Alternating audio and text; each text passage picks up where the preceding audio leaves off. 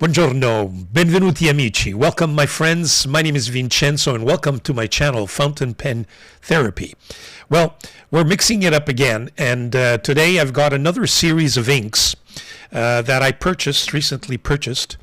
The inks are from a company by the name of Wearingeul. I think they're a Korean company, and they make some very, very interesting inks. Not only their colors are special and unique, but also the consistencies of these inks look, at least at first sight, when you visit their websites or visit other YouTubers who have done some reviews on it, they look very interesting, and it caught my attention. Recently, I did a review on Van Diemen's new collection, Birds of a Feather, and I found them most interesting. So I'm hoping that we could, we could look at these and see where they take us. Nice bottles. I had an overhead shot before, as you saw the 5 that I purchased, and I think what I'm going to do is I'm going to do some swatching. I've inked up some pens, so we're going to test them as well in terms of writing, and we'll just let the ink talk. If you will. So let's go back to my overhead camera. I've got a yellow ink. This is by the name of, and bear with me, the handwriting is really small, a star spattered hill. And you can see it's a shimmering ink because it's got the shimmer in them. So you got to shake it up. Make sure these are nasty with your pens, so you got to wash those pens out quickly for those beginners. The second one is the For Whom the Bell Tolls. It looks like it's going to be a darkish green. Ernest Hemingway collection, I believe it is. Then another one by the name of Stars in Autumn. This one as well has some silver shimmering in there, so shake that up, and we'll swatch that as well. A brown ink by the name of Architecture Infinite Cube.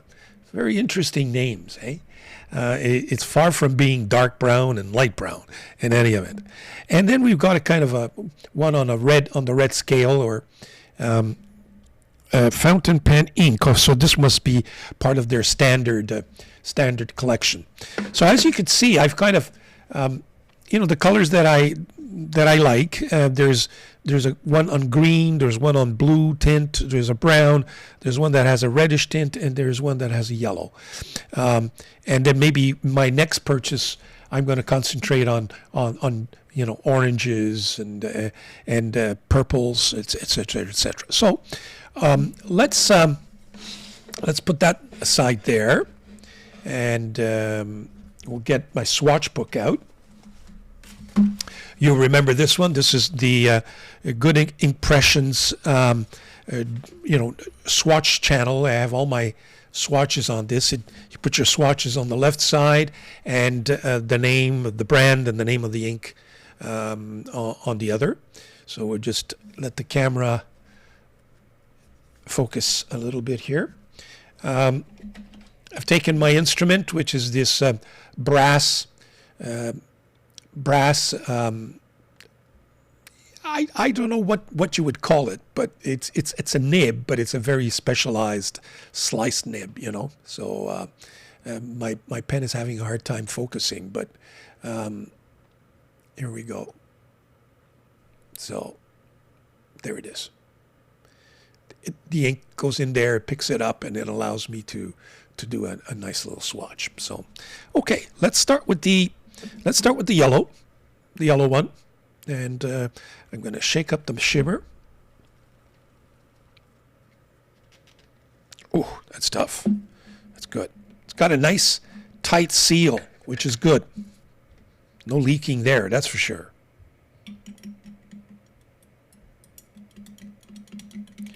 I'll shake it up there and see what it gives. Oh yeah, oh yeah. Over the years, I've grown to appreciate. I remember the first time that I said to myself, I'm going to, take yellow ink, and I said to myself, oh my God, what am I doing here? You know, but you know, yellow inks are nice. So we're going to let that dry up, and we'll be right back as soon as it dries.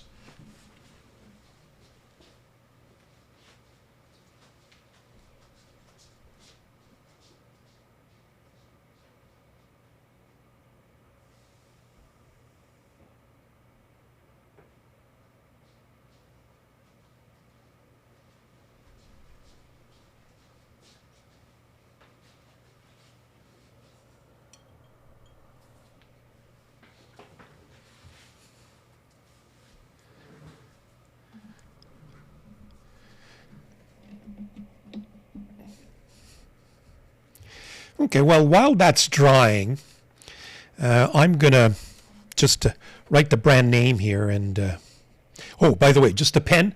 This is the Narwhal yellow collection. I forget what the exact name of it is, but that's where I put in that beautiful yellow ink. So the name is Wearingeul. And this one is, what's the name of this thing again? Spatterred Hill.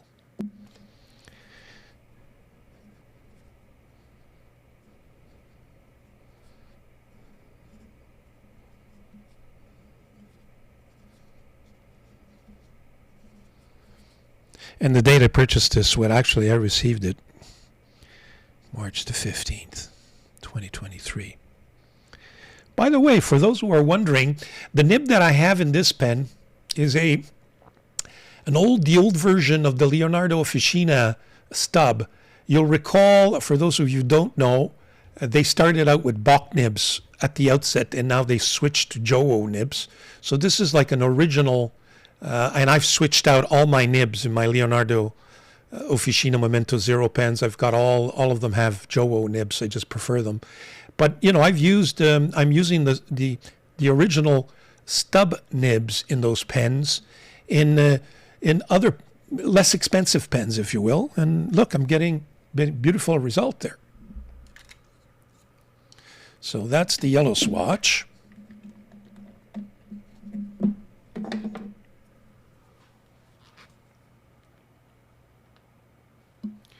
Okay, we're going to test out this green.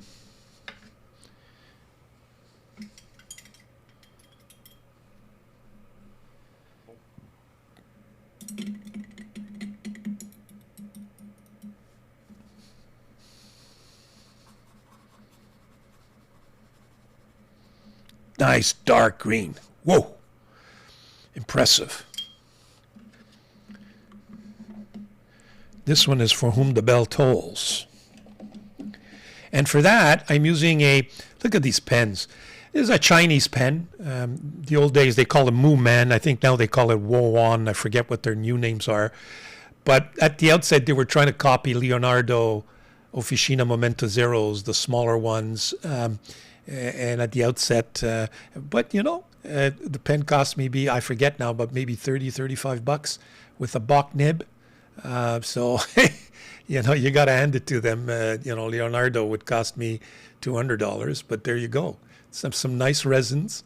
And here again, I believe I have an original Leonardo Bock stub. Okay, so this again is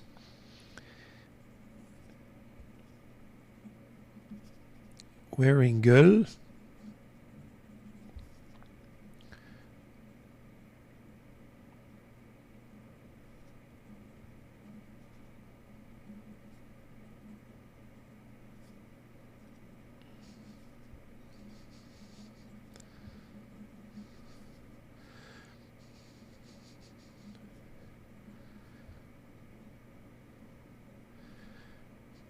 But you could see where these nibs, you know, the skipping, they're not perfect. And that's one of the reasons I think that ultimately Leonardo switched out. They were getting, I think, too many complaints from new customers, and they wanted to nip things in the bud and decided to switch to Jowo nibs. But that's, you know, to each their own. Some people prefer Bock. You know, they're still around. They're still a very, very, very good, especially their titanium nibs. And I think I have one there. I'll show it to you in just a few seconds. Especially their titanium nibs. Okay, this one is, it's got a little bit of a shimmer, silver shimmer in it. So this is the blue ink. There we go.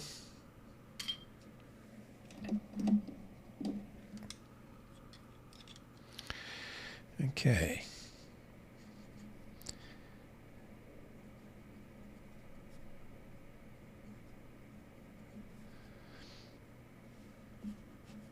And this one is referred to as Stars in Autumn.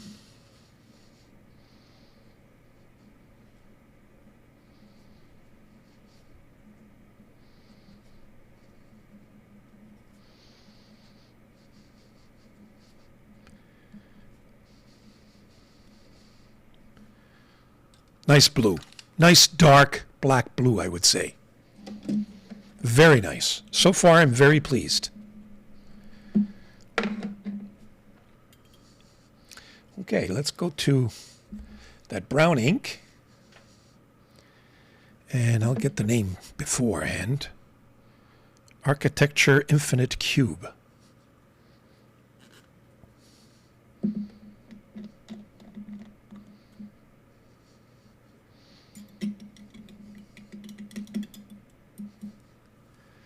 Oh, I'm out of camera vision, so I don't know if you got the blue. I apologize for that. I didn't notice.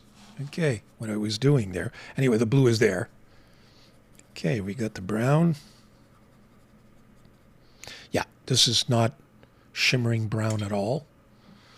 In fact, I think we're going to get some interesting shading with that ink.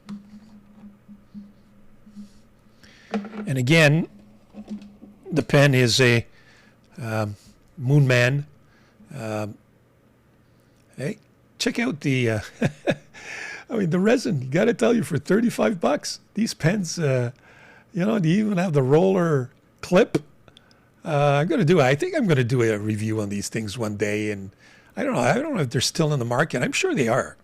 And this one, what I have in there, I have a Bexley. It looks like a Bexley broad that I put in this one. Yeah, it's a broad nib.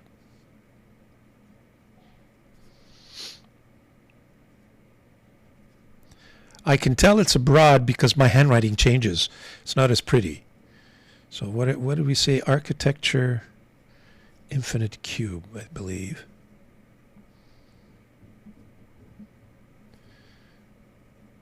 March 15th.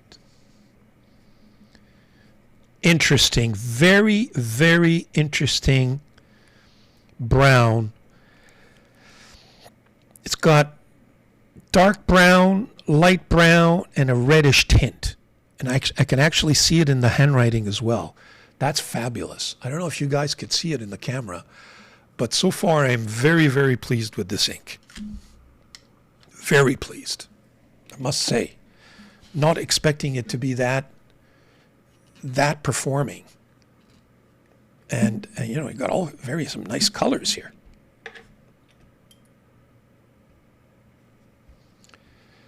Okay, let me just put my notebook in view for the last one. This is kind of a reddish, purplish tone in it. Again, this is going to give us some very interesting sheen, I suspect. I'm anxious to see how it writes. And just let me get my pen. Here again, it's the Moon Man. So there was a collection. There was a brown, a green, a blue, and a purple. And I bought them all, $35 each. Look at that. Some very interesting resin. Very interesting chatoyancy in there. And you know what? Decently made, nothing spectacular. And that's where I have my titanium Bach nib. I believe it's a broad or maybe even a double broad. I'll tell you in a second. No, just a broad.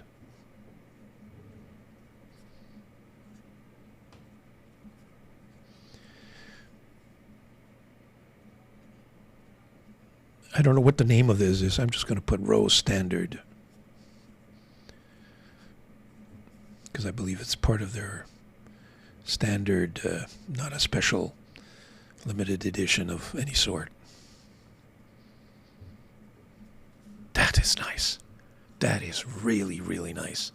I think the variation I'm going to get in colors here is just absolutely, absolutely fabulous. Let me just, here we go, so that we can get more in. And you know what? I'm just going to let time and the drying effect take its toll, and we'll do it fast motion, and we'll be right back. Okay, it looks like it's taking a lot longer than anticipated in terms of its drying process, even though I really went fast forward. But I got to tell you, this rose color and the brown are just blowing me away. Can you see the double colored lines? That's what you call shading, or even sheen, for God's sakes. I mean, the brown's got some black overlays and even some lighter red and lighter brown. You can definitely see the sheen in the For Whom the Bell Tolls, the teal. Stars in Autumn has even got a little bit of reddish sheen when you move the paper. And this Rose Standard is, to me, why I enjoy so much fountain pens. Look at that. When you actually put the ink down, you end up putting two colors down. That's, for me, that's the passion of fountain pens, ladies and gentlemen. And that's why I enjoy writing with them. That's why I enjoy doing these swatches and discovering all these inks. I can tell you this ink is going to be a go-to ink, especially that rose colored one. So thank you very much. I hope you enjoyed this video. Please subscribe and stay tuned for the next one. Fountain pen therapy for all.